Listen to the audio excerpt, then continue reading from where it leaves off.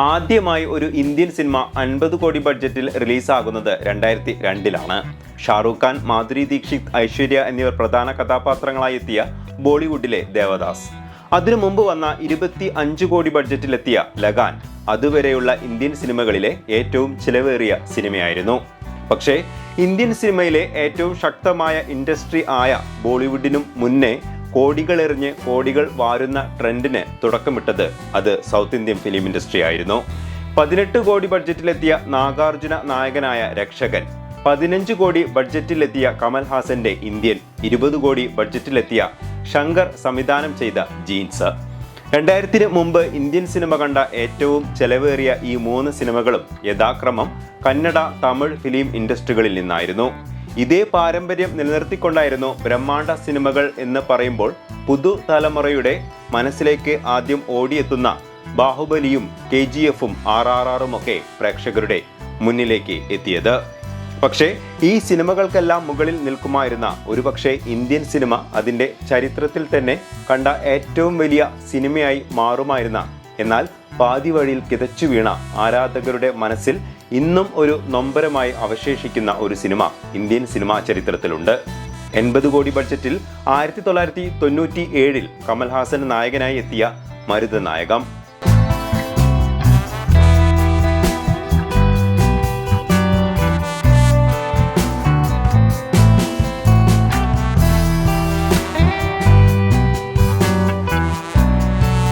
തന്റെ ഡ്രീം പ്രൊജക്ടിന്റെ സ്വപ്ന സാക്ഷാത്കാരത്തിനായി രണ്ടും കൽപ്പിച്ചിറങ്ങിയ കമൽ ഹാസന്റെ തുടക്കം ഗംഭീരമായിരുന്നു.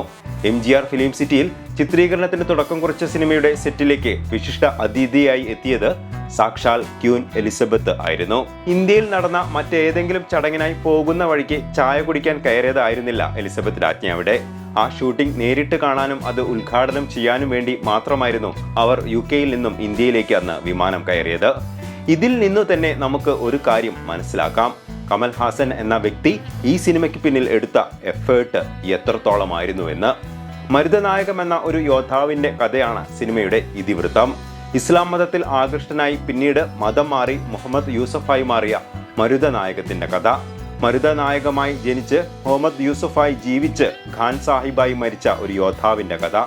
ബ്രിട്ടീഷ് ഇന്ത്യയിലെ പണയൂർ ഗ്രാമത്തിൽ തമിഴ് വെള്ളല കുടുംബത്തിൽ 1725-ൽ ജനിച്ച മരുതനായകം പിന്നീട് വീടും കുടുംബവും ഒക്കെ വിട്ട് ആയോധന കലകൾ അഭ്യസിക്കുന്നതിനായിട്ട് ചെന്നെത്തിയ തന്റെ ഗുരുവിൽ നിന്നാണ് ഇസ്ലാമിലേക്ക് ആകൃഷ്ടനാകുന്നത്.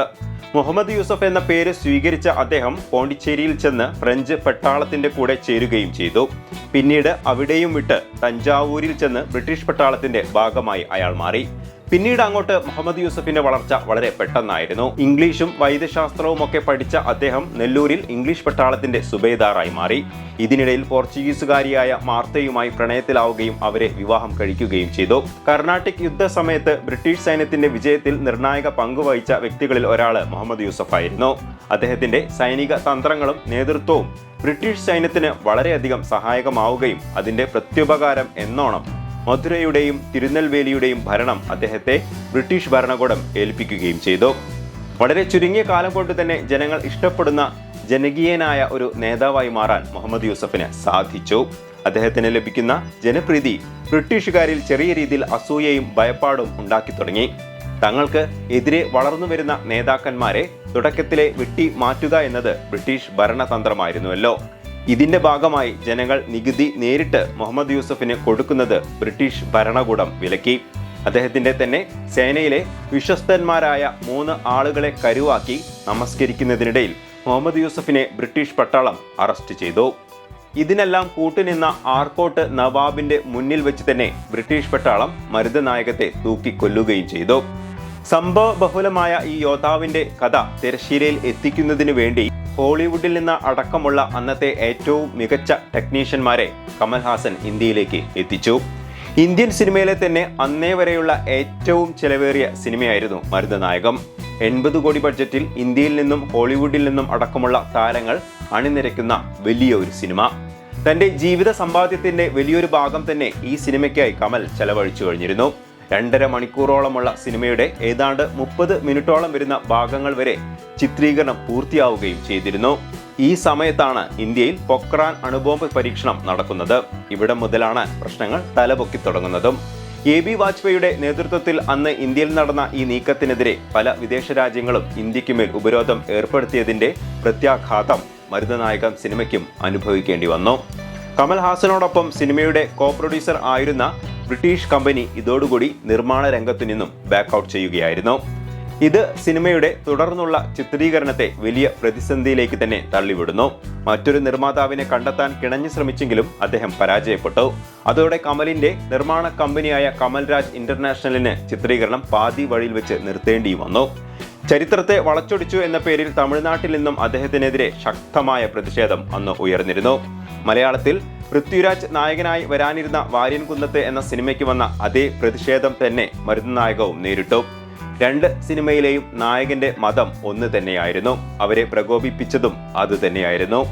ഇതോടെ ചിത്രീകരണം കേരളത്തിലെ ആലപ്പുഴയിലേക്ക് മാറ്റേണ്ടി വന്നത് കോടികളുടെ നഷ്ടമുണ്ടാക്കി. ലോക സിനിമയുടെ മുന്നിൽ ഇന്ത്യൻ സിനിമയുടെ മുഖം തന്നെ മാറ്റിമറിക്കുമായിരുന്ന ആ സിനിമയുടെ ഒരു ട്രെയിലറും പിന്നെ ഇളയരാജ രചിച്ച ഒരു പാട്ടും മാത്രമാണ് ഇന്ന് യൂട്യൂബിൽ നമുക്ക് ലഭ്യമായിട്ടുള്ളത്. ചാച്ചി 420 എന്ന അവൈഷൺമുഖി സിനിമയുടെ ഹിന്ദി പതിപ്പ് കമൽഹാസൻ ബോളിവുഡിൽ ചെയ്തതുപോലും ബോളിവുഡിൽ തനിക്ക് ഒരു മാർക്കറ്റ് ഉണ്ടാക്കിയെടുക്കാനും അതുവഴി മരുതനായകത്തെ പ്രൊമോട്ട് ചെയ്യുന്നതിനു വേണ്ടി മാത്രമായിരുന്നു. അമിതാഭ് ബച്ചനും രജനീകാന്തും അടക്കം അന്ന് ഇന്ത്യൻ സിനിമയിൽ ഏറ്റവും മാർക്കറ്റ് മൂല്യമുള്ള നടന്മാർ വരെ മരുതനായകത്തിൽ ഗസ്റ്റ് റോളിൽ എത്തുമെന്ന് പ്രഖ്യാപിക്കപ്പെട്ടിരുന്നു. പിന്നീട് ഏതൊരു കമൽഹാസന്റെ അഭിമുഖം വരുമ്പോഴെല്ലാം ഒരു ചോദ്യം എപ്പോഴും ഉയരുമായിരുന്നു: മരുതനായകം എന്ന സിനിമ യാഥാർത്ഥ്യമാകുമോ?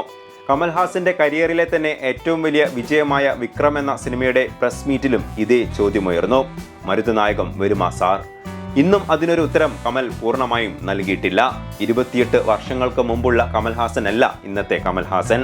തഗ് ലൈഫ് എന്ന മണിരത്നം സിനിമയുമായി കമൽഹാസൻ ജൂൺ 5-ന് വീണ്ടും പ്രേക്ഷകരുടെ മുന്നിലേക്ക് എത്തുമ്പോഴും മരുതനായകമായി കമൽഹാസനെ കാണാൻ ആഗ്രഹിക്കുന്നവരാണ് പ്രേക്ഷകരിൽ അധികവും.